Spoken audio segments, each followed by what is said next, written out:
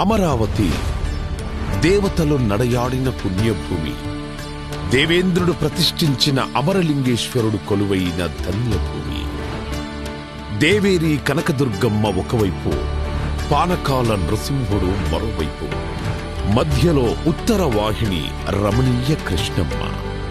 శాతవాహనుల రాజధానిగా, బౌద్ధుల ఆధ్యాత్మిక క్షేత్రంగా ప్రపంచ ప్రఖ్యాతిగాంచిన అమరావతి స్తూపంతో ఆచార్య నాగార్జునుడు తిరగాడిన ప్రాంతంగా విరాజిల్లింది. ఆత్మ బలిదానంతో తమిళనాడు నుండి ఆంధ్ర రాష్ట్రం సాధించుకుని ఒకసారి రాజధాని లేకుండా నిలబడ్డ ఆంధ్రప్రదేశ్ మరోసారి తెలంగాణ విభజనతో రెండవసారి కూడా రాజధానిని కోల్పోయింది.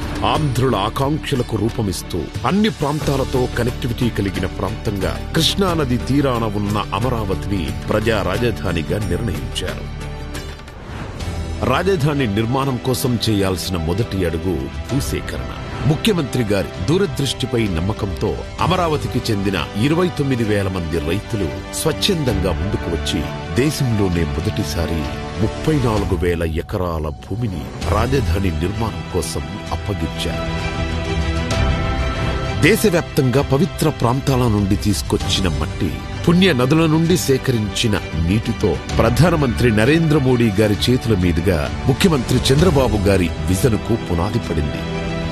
అనతి కాలంలోనే సచివాలయం, హైకోర్టు భవనాల నిర్మాణంతో పాటు విఐటి, ఎస్ఆర్ఎం, అమృత, ఎయిమ్స్, ఎన్ఐడి వంటి ప్రతిష్టాత్మక సంస్థలు కొలువుతీరాయి. ప్రతిష్టాత్మకంగా తలపెట్టిన ప్రభుత్వ భవనాల నిర్మాణం మొదలుపెట్టే సమయానికి 2019లో ప్రభుత్వం మారడంతో అమరావతి భవిష్యత్తుపై చీకట్లు కమ్ముకున్నాయి.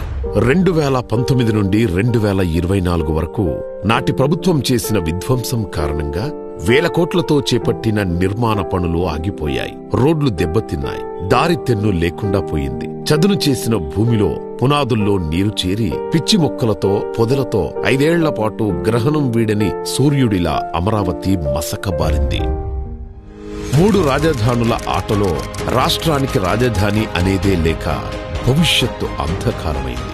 ఏ ఒక్కరూ రాజధాని కోసం గొంతెత్తలేని పరిస్థితి. ఆంధ్రప్రదేశ్ కోసం తమ భూములిచ్చిన రైతుల త్యాగానికి అర్థం లేకుండా పోయింది. మహిళలు, చిన్నారులు, రైతులు ఇలా అన్ని వర్గాల ప్రజలు అమరావతి కోసం 5 ఏళ్లు యుద్ధమే చేశారు. అరెస్టుల్ని ఎదుర్కొన్నారు, అవమానాలను తట్టుకున్నారు, అన్యాయాన్ని ఎదిరించారు. అమరావతి నుంచి అటు అరసవల్లి, ఇటు తిరుపతి వరకు పోరుబాటు పట్టారు. పోరాట యోధుల గుండె పగిలి అమరులవుతున్న వాళ్ల ధైర్యం ఇసుమంతా సడలలేదు.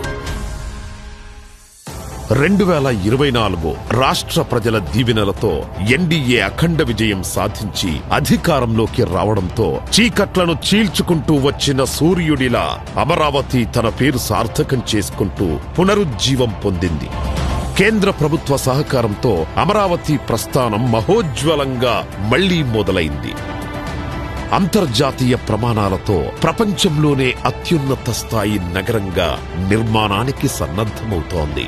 బ్లూ గ్రీన్ కాన్సెప్టుతో 3వ వంతు పచ్చదనంతో పర్యావరణానికి అనుకూలంగా కాలుష్యరహితంగా నిర్మితమవుతున్న ఏకైక నగరం అమరావతి. బయోడైవర్సిటీతో కూడిన అద్భుతమైన విశాలమైన పార్కులు, district cooling system, piped gas, storm water, cable connectivity లాంటి సకల సౌకర్యాలు భూగర్భ వ్యవస్థ ద్వారా నివాసాలకు అందనుంది. సైకిల్ ట్రాక్ నుంచి విశాలమైన గ్రిడ్ రహదారులతో నగరమంతా రాజటీవీతో నిర్మితమవుతోంది.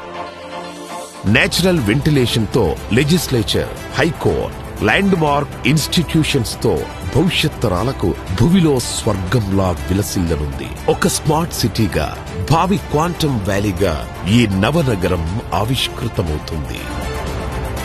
అమరావతి కేవలం నగరం కాదు, 5 కోట్ల మంది భవిష్యత్తుకు భద్రతగా నిలుస్తూ ఆర్థిక భరోసానిచ్చే స్వయం ఆధారిత కల్పవృక్షం. రాష్ట్ర నలుమూలల నుంచి ఉద్యోగం, ఉపాధి కోసం పొట్టచేత పట్టుకుని వచ్చే ప్రతి ఒక్కరికి అక్షయ పాత్ర కానుంది మన అమరావతి.